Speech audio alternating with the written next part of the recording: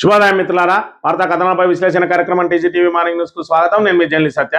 ముందుగా రాష్ట్రంలో జరుగుతున్న రాజకీయ పరిణామాలను కనుక పరిశీలించినట్టయితే ఈరోజు డిసెంబర్ నెలలోకి అడుగుపెట్టినాం. ఇంకొక 6 రోజులైతే రేవంత్ రెడ్డి ఇక్కడ గద్దెనెక్కి 2 సంవత్సరాల పరిపాలన పూర్తి కాబోతా ఉన్నది. అయినప్పటికీ ఇప్పటి వరకు వారు ఇచ్చిన 6 గ్యారంటీల అమలు కానీ 420 హామీల లోపల ఇక్కడ దానిలో ఎన్నో కొన్ని హామీలను అమలు చేయడం కానీ చేయకుండా కేసీఆర్ గారు ఇచ్చినటువంటి సంక్షేమ పథకాలకు కొర్రీలు పెట్టుకుంటూ వస్తా ఉన్నాడు. మరోవైపు ఆత్మహత్యలు లేని తెలంగాణగా ఏదైతే రూపుదిద్దుకునే విధంగా రైతును రాజును చేయడమే లక్ష్యంగా రైతుల కోసం అనేక సంక్షేమ కార్యక్రమాలు చేపట్టి వారు పండించిన ప్రతి పంటను మద్దతు ధర కొనుగోలు చేస్తూ రైతుకు అండదండగా నిలిచిండు. ఇక్కడ ఏదైతే ఉమ్మడి ఆంధ్రప్రదేశ్లో కరెంటు కష్టాలు, కరెంటు కోతలు 4 నుంచి 5 గంటలకు మించి కరెంటు వచ్చే అవకాశం లేదు.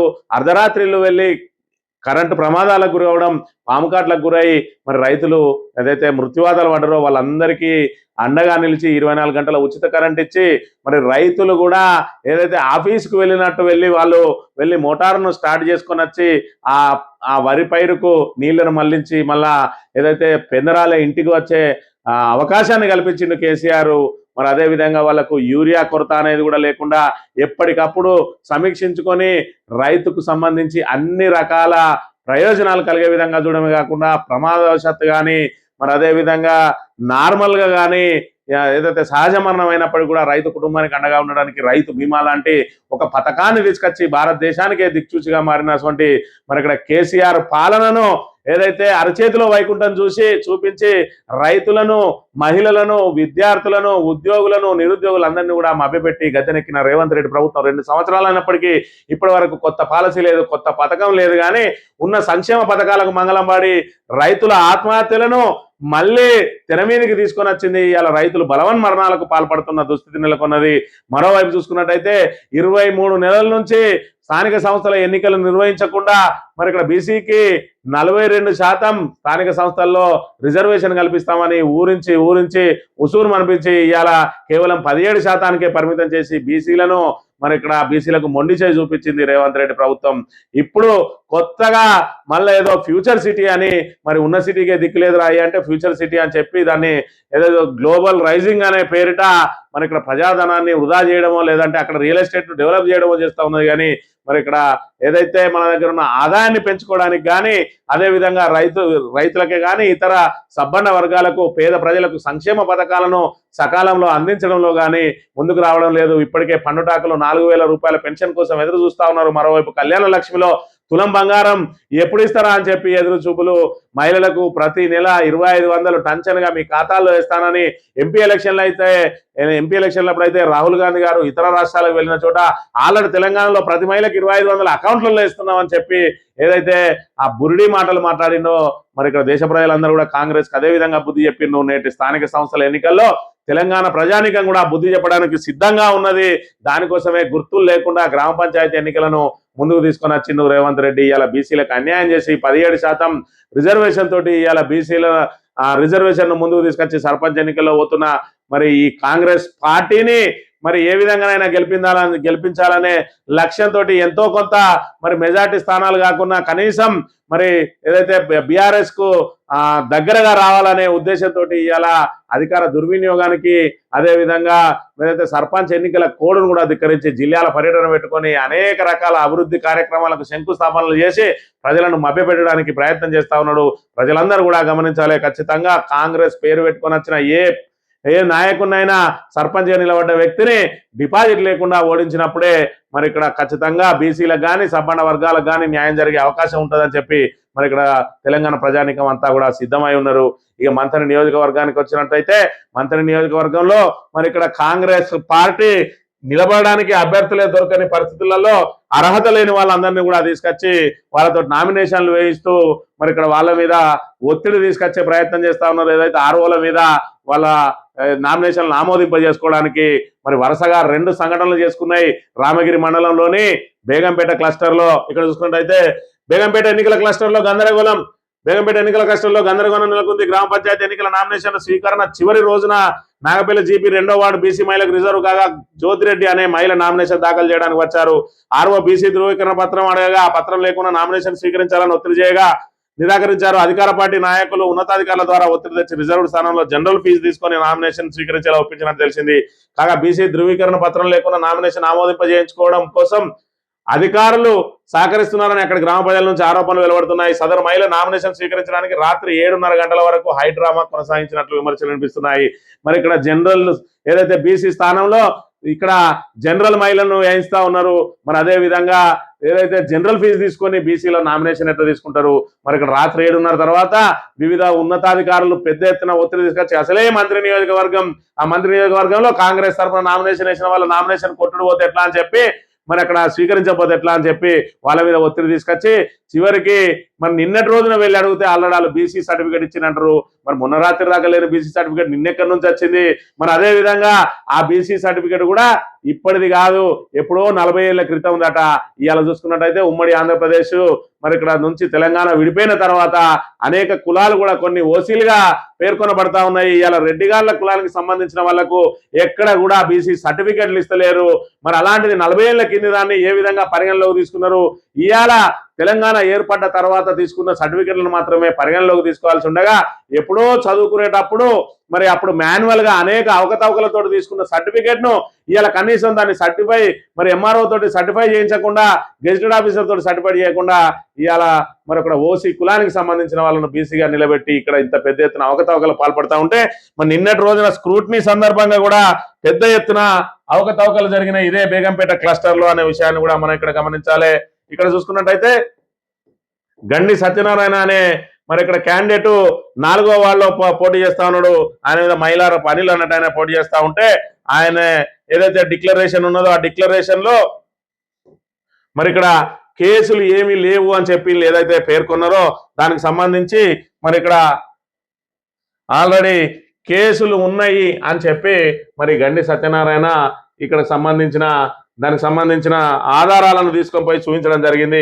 ఆధారాలను చూపించిన తర్వాత మరి ఇక్కడ ఎన్నికల రిటర్నింగ్ అధికారి ఏం చేసిందంటే ఇక్కడ గండి సత్యనారాయణ ఒక్కడే ఆయన నామినేషన్ ను తిరస్కరించినాం, మైలార పనిల్ని ఒక్కడే గండి సత్యనారాయణ మాత్రమే ఉన్నారని చెప్పి ఆల్రెడీ నోటీస్ బోర్డు వేసిండు. నోటీస్ బోర్డు వేసిన తర్వాత ఏం చేయాలి, ఒకవేళ మరి ఇక్కడ ఈ అభ్యర్థి కనుక ఇది ఆర్ఓ మరి ఇక్కడ ఆయన నిర్ణయం సరైనది కాకపోతే ఆర్డీఓ దగ్గరికి ఈ రోజున అప్పీల్కి వెళ్ళి ఆ నామినేషన్ ఓకే చేయించుకోవాలి. కానీ మరి ఇక్కడ కాంగ్రెస్ నాయకులు ఏం చేసిరు అంటే మరి తమ అధికారాన్ని అంతా వినియోగించుకొని అధికార దుర్వినియోగానికి పాల్పడి ఇలా ఉన్నతాధికారులతోటి ఆర్ఓను బెదిరింపులకు గురి చేసి మళ్ళీ మరి ఇక్కడ ఏదైతే గండి సత్యనారాయణ సింగిల్ నామినేషన్ ఉన్నదో దాంట్లో మళ్ళీ ఇద్దరిని కూడా చేర్చి మళ్ళొక్క నోటీస్ బోర్డు వేసిండు.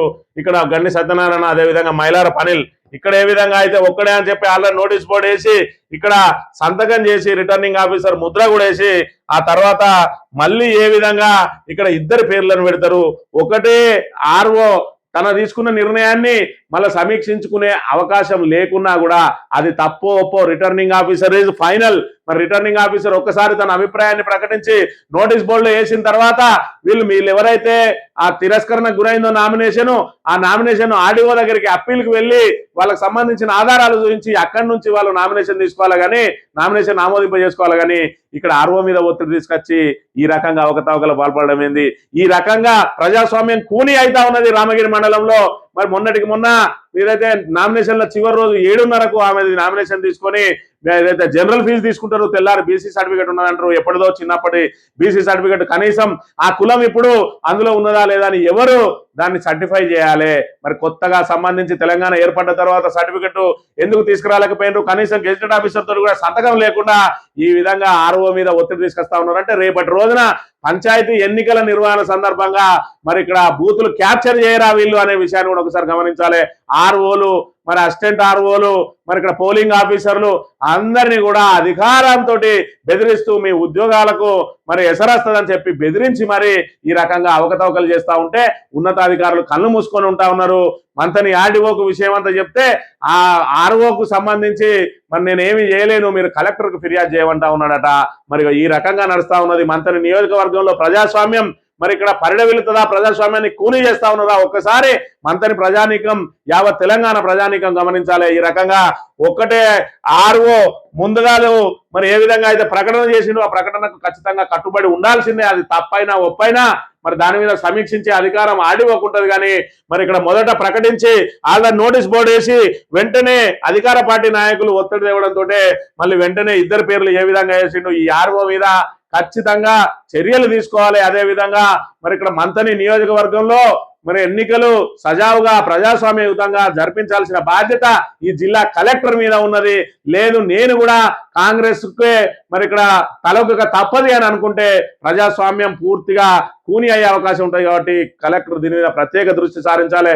ఉన్నతాధికారులు కూడా ఎవరైతే వీళ్ళు కాంగ్రెస్ అడుగులకు మడుగులొత్తుతూ మేము కాంగ్రెస్ జీతగాళ్ళం అన్నట్టుగా పనిచేయకుండా ఇప్పటికైనా మీరు ప్రజలకు సేవకులు తప్ప మరి ఇక్కడ ఒక పార్టీకి కాదు మరి అనే విషయాన్ని గమనించి ఇప్పటికైనా ప్రజాస్వామ్యాన్ని కాపాడాల్సిన బాధ్యత ఉన్నది. దీని మీద ఖచ్చితంగా కలెక్టర్కు కంప్లైంట్ చేయడానికి అభ్యర్థి సిద్ధమైతా ఉన్నాడు. కాబట్టి మరి ఇక్కడ ఈ ఆర్ఓ ఎవరైతే తప్పు చేసిండో ఆర్ఓ మీద ఖచ్చితంగా చర్యలు తీసుకోవాలి.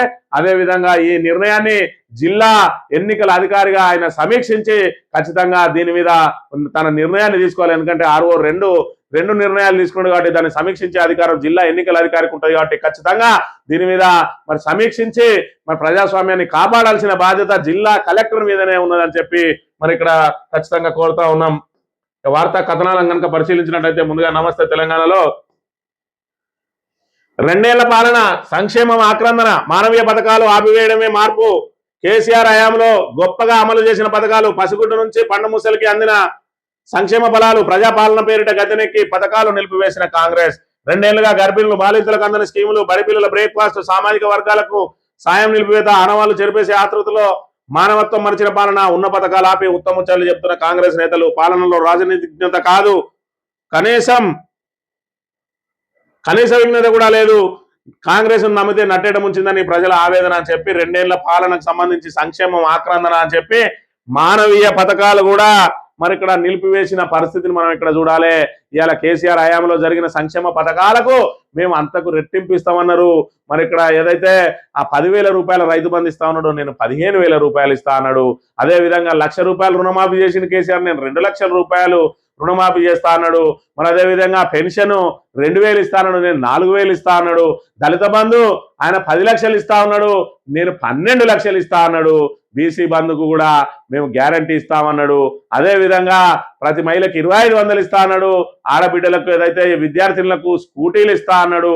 మరి ఇట్లా అనేక రకాలుగా సబ్బండ వర్గాలను మోసం చేసి ఇవాళ ఏదైతే మరి ఇక్కడ ఆ కేసీఆర్ కిట్ కానీ అదే విధంగా మరి ఇక్కడ న్యూట్రిషన్ కిట్ కానీ దళిత బంధు కానీ బీసీ బంధు కానీ మరి ఇక్కడ అన్నిటిని కూడా బంద్ చేసిండు. ఎన్నికలప్పుడు మాత్రమే సంక్షేమ పథకాలను అమలు చేసే ప్రయత్నం చేస్తా ఉన్నాడు. ప్రతి దసరాకు ఆడబిడ్డలకు చీరలు ఇస్తే ఆ చీరలేనా అన్నాడు.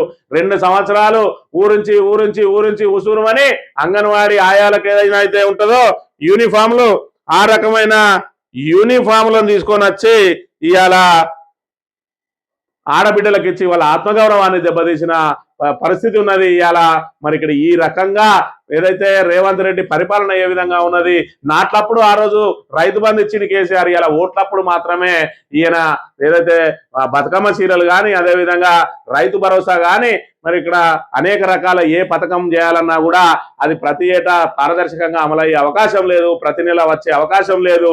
కేవలం ఓట్లు వస్తున్నాయి అన్నప్పుడు మాత్రమే ఓట్ల తాయిలాలుగా వాటిని వాడుకుంటున్న దుస్థితి ఈ రోజు నెలకొన్నదనే విషయాన్ని మనం ఇక్కడ గమనించాలి. మరి ఇక్కడ గతంలో చూస్తే ఆత్మహత్యలు లేని తెలంగాణగా మార్చడానికి రైతుల కోసం అనేక పథకాలు ప్రవేశపెడితే కేసీఆర్ ఇలా అదే ఆత్మహత్యలు మళ్ళీ తిరిగి వస్తున్నాయి. ఈ రైతు మరి ఇక్కడ సెల్ఫీ వీడియో తీసుకొని మరి ఇక్కడ ఆయన ఆత్మహత్య చేసుకున్న పరిస్థితి. అన్న రైతులుగా వ్యవసాయం చేసి ప్రతి ఒక్కరికి అన్నం పెడుతున్నామన్నా, రైతుల కష్టాలను చూడాలని ప్రతి ఒక్కరిని వేడుకుంటున్నామన్నా, ఈ వ్యవసాయంలో ఎన్నో నష్టాలు కష్టాలు ఉన్నాయన్నా, పంటలకు ధర లేక ఇబ్బందులు పడుతున్నామన్నా, ఈ నష్టాన్ని ఎవరు పూడ్చలేరన్నా, ప్రభుత్వమే ఆదుకోవాలన్నా, రైతుల కష్టాన్ని గుర్తించి పంటలకు సరైన రేట్లు ఇవ్వాలన్నా, వారిని ఆదుకోవాలి, కౌలు రైతులకు కూడా సబ్సిడీలు ఇవ్వాలన్నా, భూమిని కౌలుకి ఇచ్చిన రైతులు కూడా కౌలు కట్టలేని రైతులను ఆదుకోవాలన్నా, వాళ్ళని అర్థం చేసుకోవాలి అంటూ ఖమ్మం జిల్లా నీలకొండపల్లి మండలం శంకరగిరి తండాకు చెందినటువంటి రైతు వీరన్న ఆవేదన వ్యక్తం చేసి పురుగుల మందు తాగుతూ సెల్ఫీ వీడియో తీసుకొని హాస్పిటల్లో మరి ఇక్కడ చికిత్స అందుతూ మృత్యువాత పడ్డాడు. ఈ రకంగా అంటే ప్రభుత్వం రైతుల పట్ల ఎంత కఠినంగా వ్యవహరిస్తున్నదో దీని వాటి చూడవచ్చు. మొన్నటిగా చూసిన ఒక్క యూరియా బస్తా కోసం రోడ్ల మీద అర్ధరాత్రుల వరకు పడిగాపులు కాసిన రైతన్నలకు కనీసం ఒక్క యూరియా బస్తాను కూడా అందించలేని దుస్థితిలో ఉన్నది ఈరోజు కాంగ్రెస్ ప్రభుత్వం. మొన్న చూసినాం ఏదైతే మరి ఇక్కడ కొనుగోలు కేంద్రాలలో అకాల వర్షాలతోటి మరి వాళ్ళు అరగాలం శ్రమించి పండించిన ఆ పంట ఏదైతే వర్షార్పణం అవుతా ఉన్నదో వాళ్ళ ఆవేదన వాళ్ళ గుండెలకు మరి కొట్టుకొని ఆవేదన వ్యక్తం చేస్తున్న పరిస్థితులను చూసినాం.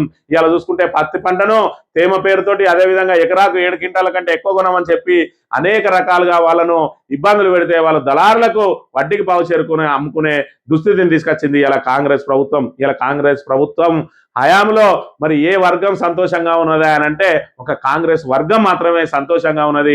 అందిన కాడికి దండుకో అని చెప్పి వాళ్ళు ప్రయత్నం చేస్తూ ఉంటే అధికారులు ఎక్కడికక్కడ అందిన కాడికి దోచుకుంటున్న దుస్థితే ఉన్నది తప్ప సామాన్య ప్రజలకు ఒరిగిందేమి లేదు. ఇందిరమ్మ రాజ్యం అని ఎమర్జెన్సీ పాలనను తీసుకుని వచ్చింది. ఎవరైనా ప్రశ్నిస్తే కేసులు, మరి ఇక్కడ ప్రశ్నించే గొంతులను అణచివేతలు, పోలీసులతోటి ఇష్టారాజ్యంగా తప్పుడు కేసులు పెట్టించి మరి ఎవరు కూడా తమను ప్రశ్నించకుండా అందిన కాడికి దోచుకుంటున్న దుస్థితి ఈరోజు తెలంగాణలో నెలకొన్నది. హిల్ట్కు కొత్త ముసుగు తప్పు కప్పిపుచ్చుకునేందుకు ప్రభుత్వం అపసోపాలు, హనుమంతం గారిని కవరింగ్ జీవోలు ఇచ్చేలా నిర్ణయం, మభ్యపెట్టేందుకు అధికారుల కమిటీ ఏర్పాట్లో సన్నాహాలు, 5 లక్షల కోట్ల భూ కుంభకోణం కవరింగ్ కు యత్నాలు, తర్వాత ఇంప్లిమెంటేషన్ ఉత్తర్వులు విడుదల చేసేలా ప్లాన్ అని చెప్పి జీవో 27 విధాన ప్రకటన మాత్రమేనని బుకాయింపని చెప్పి ఏదైతే 9,292 ఎకరాలను మరి ఇక్కడ సబ్ రిజిస్టార్ వాల్యూ ఏదైతే ఉన్నదో ఆ ఎస్ఆర్ఓ రేట్ల కంటే కూడా 30% మాత్రమే ఇవాళ సబ్ రిజిస్టార్ వాల్యూ కంటే 4 రెట్లు 5 రెట్లు 10 రెట్లు ఎక్కువ ఉన్నాయి భూములు.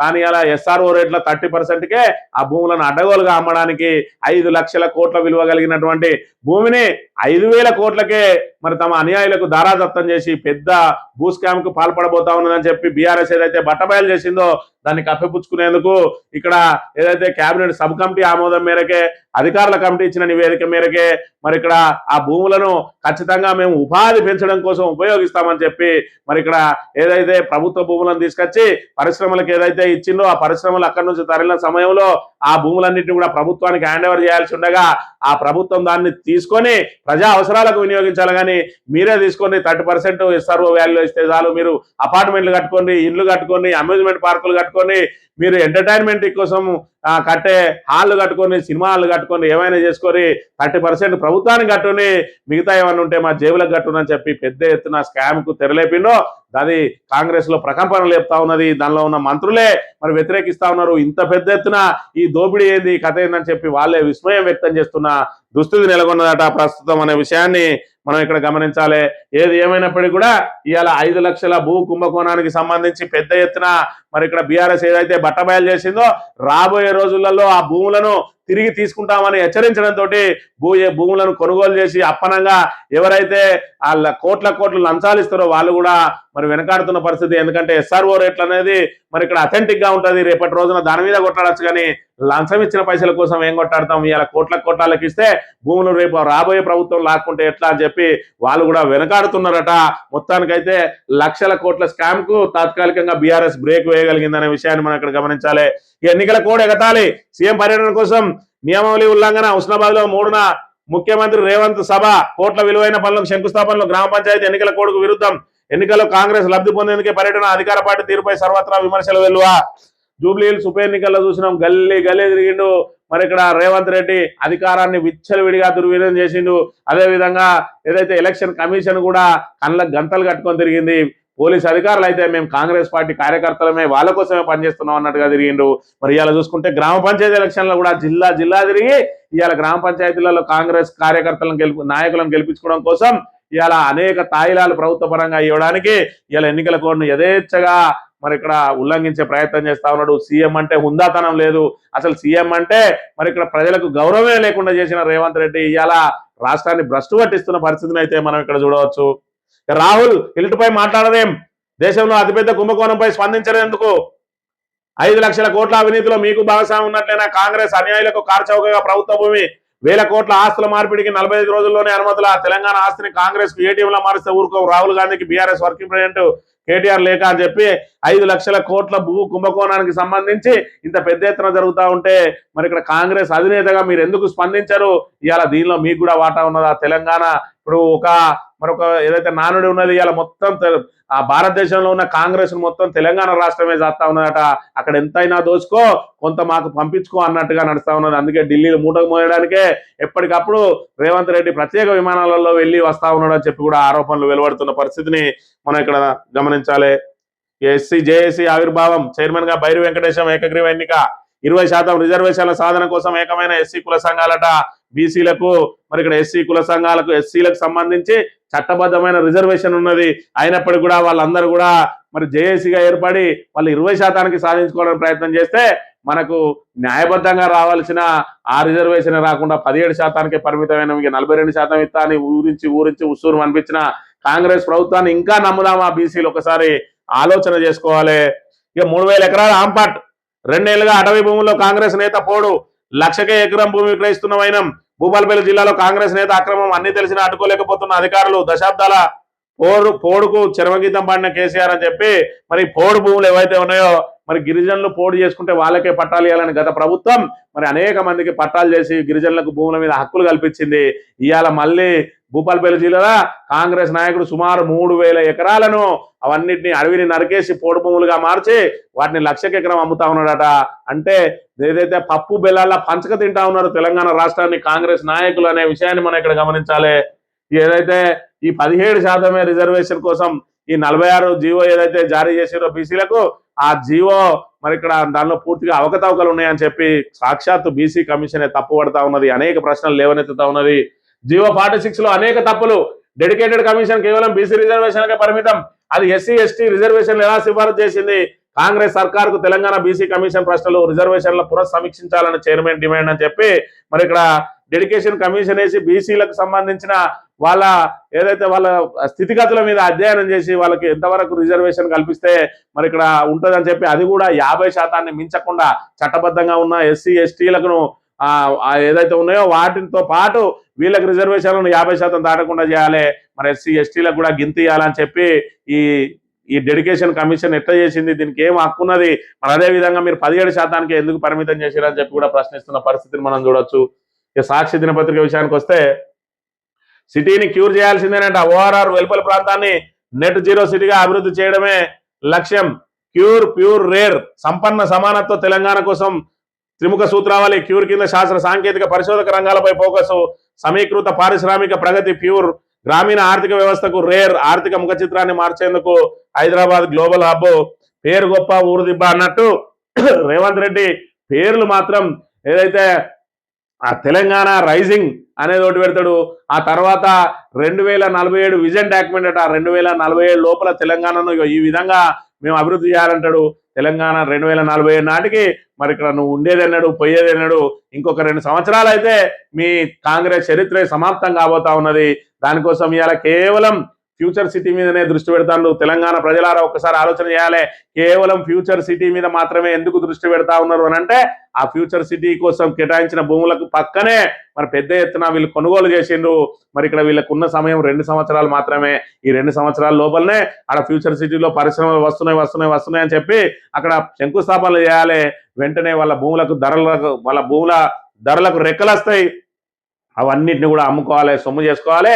రాబోయే ఆ 2-3 టర్ములు 15 ఏళ్ళు 20 ఏళ్ళు కాంగ్రెస్ అధికారంలోకి రాకుండా ఆర్థికంగా బలపడి ఉండి తాము మాత్రం ప్రజాప్రతినిధిగా ఏదో విధంగా దొడ్డిదారిన అయినా మరి ప్రజాప్రతినిధిగా ఎన్నికై మరి వాళ్ళ ఏదైతే వాళ్ళ ఐడెంటిటీని కాపాడుకోవాలి తప్ప ఇవాళ అధికారంలోకి వచ్చే అవకాశం లేదని వాళ్ళకు కూడా తెలుసు. కాబట్టి అందరూ తొందరపడతా ఉన్నారు. మంత్రులు, ఎమ్మెల్యేలు. మరి ఎమ్మెల్యేలు అయితే మాకేం దొరుకుతలేదని వాళ్ళు అనేక ఆవేదన వ్యక్తం చేస్తా ఉన్నారు. మంత్రులు అయితే ఎవరి శాఖ మీద వాళ్ళు మరి ఇక్కడ కసరత్తు చేస్తూనే ఉన్నారట. ఏం కసరత్తు అంటే వాళ్ళ శాఖకు సంబంధించి ఏ విధంగా ప్రజలకు సంక్షేమాలు అందాలి, ఏ విధంగా వాళ్ళని అభివృద్ధి చేయాలి అనే అంశం మీద కాదు. ఇందులో ఏం లోటుపాట్లు ఉన్నాయి, ఏం చేస్తే మన జేబులు నిండుతాయి అనే దాని మీద వాళ్ళు తలమునకలై ఉన్నారట. ఎవరికి వారు అందిన కాడికి దండుకో అని చెప్పి ముఖ్యమంత్రి నుంచి మొదలు పెడితే మంత్రులు రాక అదే పనిలో ఉన్నారనే విషయాన్ని మనం ఇక్కడ గమనించాలి. ఒక్క నెల 16,372 కోట్లు. గత అక్టోబర్లో ప్రభుత్వ ఖజానాకు రికార్డు స్థాయిలో పన్ను ఆదాయం. కాంగ్రెస్ ప్రభుత్వం అధికారంలో వచ్చిన తర్వాత ఇదే అత్యధికం. గతంలోని స్థాయిలో ఎప్పుడు రాలేదంటున్న గణాంకాలు. ఎక్సైజ్ తో పాటు కేంద్ర పన్నుల వాటాలో భారీ పెరుగుదలే కారణం. 7 నెలల్లో 1,45,000 కోట్ల రాబడులట. 3 లక్షల కోట్ల మరి ఇక్కడ ఏదైతే 3 లక్షల కోట్ల బడ్జెట్ ను ప్రవేశపెట్టినాం, మనకు వచ్చినాయి. మరి 7 నెలల్లో 1,45,000 అంటే సగం కూడా రాలేదు. ఇక మిగిలింది 5 నెలలే. మరి ఎంత లోటు ఉంటుందో ఒక్కసారి ఆలోచన చేసుకోవాలి మనం. ఈ విధంగా మరి ఇప్పటికే 2.5 లక్షల కోట్ల అప్పు తీసుకున్నది ఇవాళ తెలంగాణ ప్రభుత్వం. ఇలా 16,500 కోట్లు వస్తానే ప్రతి నెల అని చెప్పి ఆయన చెప్తా ఉన్నాడు. మరి ఇక్కడ రికార్డు స్థాయిలో 16,372 కోట్లు, అది కూడా అక్టోబర్లో వచ్చిందట. అక్టోబర్లో ఎందుకంటే మరి ఇక్కడ టెండర్ల కోసం, ఏదైతే వైన్స్ టెండర్ల కోసం నామినేషన్ ఏదైతే వాళ్ళు అప్లికేషన్లు పెట్టింది కాబట్టి వాళ్ళందరికీ ఒక్కొక్కరికి 3 లక్షల చొప్పున ఉంటే దాంతో కలిపిన ఆదాయంతో ఇలా అక్టోబర్లో పెద్ద ఎత్తున ఆదాయం వచ్చింది. కానీ మరి ఇక్కడ ప్రతి నెల ఆదాయం ఎందుకు రావడం లేదో ఒకసారి గమనించాలి. దీనికి ప్రధాన కారణం అత్యధికంగా ఆదాయం వచ్చే శాఖ మరి ఇక్కడ ఏదైతే స్టాంప్స్ అండ్ రిజిస్ట్రేషన్ శాఖ. ఈ స్టాంప్స్ అండ్ రిజిస్ట్రేషన్ శాఖ నుంచి ఆదాయం సరైన రీతిలో రావడం లేదు. ఎందుకంటే రియల్ ఎస్టేట్ కుప్పగూలిపోయింది. మరి ఇక్కడ హైడ్రాన్ తీసుకొచ్చి పెద్ద ఎత్తున కుప్పగూల్చి ఇవాళ కేవలం ఫ్యూచర్ సిటీ మీద దృష్టి పెట్టి ఆ ఫ్యూచర్ సిటీ మీద చుట్టూ ఉన్న వాళ్ళ భూములను నమ్ముకోవడం కోసం ఇవాళ హైడ్రా తోటి హైదరాబాద్ ను నాశనం చేసింది కాంగ్రెస్ ప్రభుత్వం అనే విషయాన్ని మనం ఇక్కడ గమనించాలి. ఇక ప్రజల ఆస్తి కాంగ్రెస్ కు ఏటీఎం గా మారిందని చెప్తున్న పరిస్థితి. సోనియా నివాసంలో కర్ణాటకపై చర్చ. కూలంకషంగా వివరించిన ఖర్గే అంతకుముందే తనకు సీఎంతో విభేదాలు లేవని డీకే స్పష్టీకరణ. 2028 ఎన్నికలే తమ లక్ష్యమని వెల్లడి. మరి అక్కడ కర్ణాటకలో కుర్చీలాట నడుస్తా ఉన్నది. మరి ఇక్కడ ఏదైతే ముఖ్యమంత్రి అదేవిధంగా ఉప ముఖ్యమంత్రి మధ్యలో కుర్చీ మరి నాకని కొట్టాడుతా ఉన్నారు. ఇప్పటికే 2.5 సంవత్సరాలు గడువుతోటి కుర్చీ నెక్కినవు. ఆ 2.5 సంవత్సరాల గడువు ముగిసింది, నాకు ఇవ్వాలని చెప్పి డీకే వర్గానికి కనుక ఇచ్చినట్టయితే మేము మద్దతు ఉపసంహరించుకుంటాం, మేము ఖచ్చితంగా సిద్ధరామయ్య వైపు అని చెప్పి కొంతమంది కాంగ్రెస్ ఎమ్మెల్యేలు అల్టిమేటం. మరి దీని మీద తల బొప్పిగట్టేలా ఉన్నదట కాంగ్రెస్ అధిష్టానానికి. ఏది ఏమైనా డీకే శివకుమార్ తాత్కాలికంగా ఏదైతే ఈ సమస్యకు బ్రేక్ వేసేందుకు మరి ఇక్కడ బ్రేక్ఫాస్ట్ చేసి మేమిద్దరం ఒకటే అని చెప్తా ఉన్నాడు. కానీ తెర వెనుక మాత్రం పావులు కదుపుతూనే ఉన్నారు. ఖచ్చితంగా మరి అక్కడ అధికార మార్పిడి జరగాల్సిందే అని చెప్పి మరి ఇక్కడ పెద్ద ఎత్తున ఆలోచనలు వెలువడతా ఉన్నాయి అక్కడ ఉన్న కాంగ్రెస్ నేతల నుంచి. మరోవైపు చూసుకున్నట్టయితే కర్ణాటక ఎఫెక్ట్ తెలంగాణ మీద కూడా పడుతుంది. తెలంగాణ ఇప్పటికే కేవలం 3 రాష్ట్రాల్లో మాత్రమే కాంగ్రెస్ అధికారంలో ఉన్నాయి కాబట్టి ఏ విధంగానైనా పరువు నిలుపుకోవాలని చెప్పి ప్రయత్నం చేస్తా ఉన్నది. డీకే వర్గాన్ని ఇంకా బుజ్జగించడానికి ప్రయత్నం చేస్తా ఉన్న పరిస్థితిని కూడా మనం ఇక్కడ గమనించాలి. పల్లెపూరులో ఏఐ జోరు. ప్రచారాన్ని కొత్త పుంతలు తొక్కిస్తున్న అభ్యర్థులు. కృత్రిమ మేధ ఆధారిత వీడియోలతో ఓటర్లకు గాలం.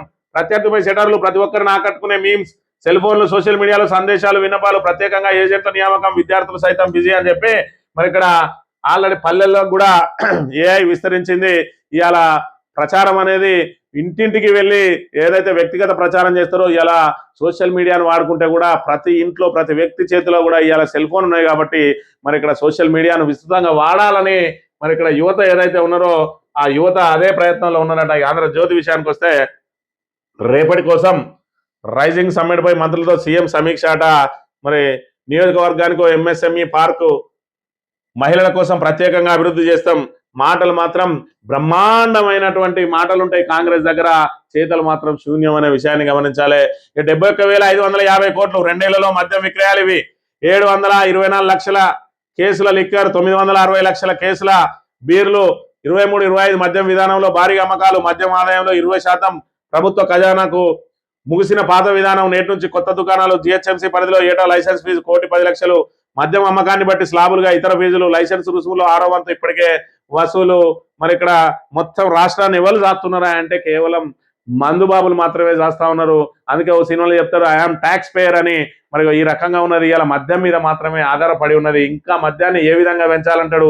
మరి ఇక్కడ వీళ్ళ మేనిఫెస్టో చూసుకున్నట్టయితే క్రమక్రమంగా మద్యం షాపులను తగ్గించుకుంటేస్తాం, బెల్ట్ షాపులను పూర్తిగా ఏరేస్తామని చెప్పిండు. ఇవాళ బెల్ట్ షాపులు ఏ విధంగా విస్తరించారంటే చౌక ధరల దుకాణాల్లో కూడా ఇవాళ మద్యం పెట్టి అమ్మడానికి ప్రయత్నాలు చేస్తున్నది కాంగ్రెస్ సర్కార్. ఎందుకంటే వీళ్ళ ఆదాయం పూర్తిగా కుప్పకూలింది కాబట్టి మద్యం ఆదాయాన్ని నమ్ముకొని ఉన్నదనే విషయాన్ని మనం ఇక్కడ గమనించాలి. పల్లెపూరుకు నామినేషన్ల జోరు.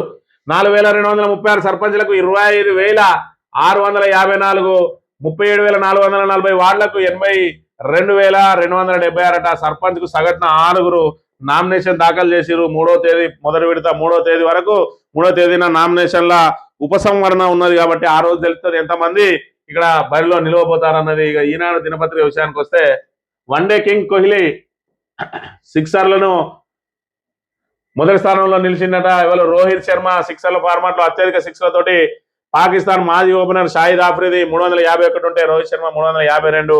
ఇక్కడ ఏదైతే విరాట్ శతకాల సంఖ్య ఒక ఫార్మాట్ లో అత్యధిక సెంచరీలు సాధించిన బ్యాటర్ గా సచిన్ టెండూల్కర్ పేరిట ఉన్నటువంటి రికార్డ్ ను కోహ్లీ అధిగమించిండు. 51 టెస్టులలో 51 సెంచరీలు చేస్తే ఈయన 52 వన్డేలో 52 చేసిండు. ఏ ఫార్మాట్ లో అయినా అత్యధిక సెంచరీలు చేసిన వ్యక్తిగా ఇవాళ కోహ్లీ నిలబడ్డాడట. ఇక సర్పై చర్చించాల్సిందే. ఎటువంటి హామీ ఇవ్వని ప్రభుత్వం నేటి నుంచి పార్లమెంట్ శీతాకాల సమావేశాలు స్పందింపజేయనున్న అధికార పక్షం, స్పందింపజేయవద్దన్న అధికార పక్షం అంట. సర్పై చర్చించాల్సిందే. సర్ అంటే ఏదైతే ఎన్నికల జాబితా సమీక్ష ఏదైతే ఉన్నదో దాని మీద మరి ప్రతిపక్షం తీవ్ర అభ్యంతరాలు వ్యక్తం చేస్తా ఉన్నది. ఇతర దేశాల నుంచి వచ్చిన వాళ్ళను మరి ఇక్కడ ఎన్నికల జాబితా నుంచి తొలగిస్తా ఉంటే మరి ఎందుకు కాంగ్రెస్ దాన్ని ఎందుకు వ్యతిరేకిస్తా ఉన్నది మరి ఇక్కడ అనేది ఒకసారి మనం గమనించాలి. ఇతర దేశస్తులకు ఓటు హక్కు ఇవ్వడాన్ని సమర్థిస్తాంది కాంగ్రెస్. ఇతర దేశస్తులకు మన దగ్గర ఓటు ఉండకూడదని చెప్పి వాళ్ళని ఏరేస్తా ఉన్నది బీజేపీ. అంటే ఇక్కడ హిందూ ముస్లిం మరి ఇక్కడ కనబడతా ఉన్నది. ఏదైతే హిందువులనే నమ్ముకున్నది బీజేపీ మరి ఇక్కడ ముస్లిం ఓటు బ్యాంకుగా తమకే అని కాంగ్రెస్ అంటా ఉన్నది. మరి ఇతర దేశాలంటే బంగ్లాదేశ్ కానీ పాకిస్తాన్ నుంచి వచ్చిన వాళ్ళందరూ కూడా ముస్లింలే కాబట్టి వాళ్ళకి ఓటు హక్కు ఉంటే వాళ్ళు ఎట్లాగూ బీజేపీకి ఏరు కాబట్టి మాకే కావాలని మరి ఇక్కడ రాహుల్ గాంధీ ఏదైతే ఎన్నికల్లో గెలవడం కోసం ఇవాళ దేశంలో మరి ఇక్కడ వాళ్ళు ఇతర ప్రాంతాల నుంచి చేరి విచ్ఛిన్నం చేస్తా ఉన్నా కూడా వాళ్లకు సపోర్ట్ చేస్తా ఉన్నది. అందుకే కాంగ్రెస్ ను పూర్తిగా దేశంలో ప్రజలందరూ చీత్కరిస్తా ఉన్నారు. తెలంగాణ ప్రజానీకం కూడా దీన్ని అర్థం చేసుకోవాలి. ఇలా కాంగ్రెస్ గద్దెనెక్కితే తెలంగాణ ఏ విధంగా సర్వనాశనం అయిందో ఒకసారి ఆలోచన చేసుకొని ఖచ్చితంగా రేవంత్ రెడ్డి ప్రభుత్వానికి బుద్ధి చెప్పాలంటే ఈ స్థానిక సంస్థల ఎన్నికల్లో కాంగ్రెస్ అనే పేరు చెప్పుకున్న ప్రతి ఒక్కరిని డిపాజిట్ లేకుండా ఓడించి ఇలా కాంగ్రెస్ కు గట్టిగా బుద్ధి చెప్పి వాళ్ళ మెడలు వంచి వాళ్ళు ఇచ్చిన హామీలను అమలు చేయించుకోవాల్సిన బాధ్యత మళ్ళీ గ్రామీణ ఓటర్ల మీదనే ఉన్నదని చెప్పి తెలియజేస్తూ ఇది ఈ రోజు morning news. Thank you very much.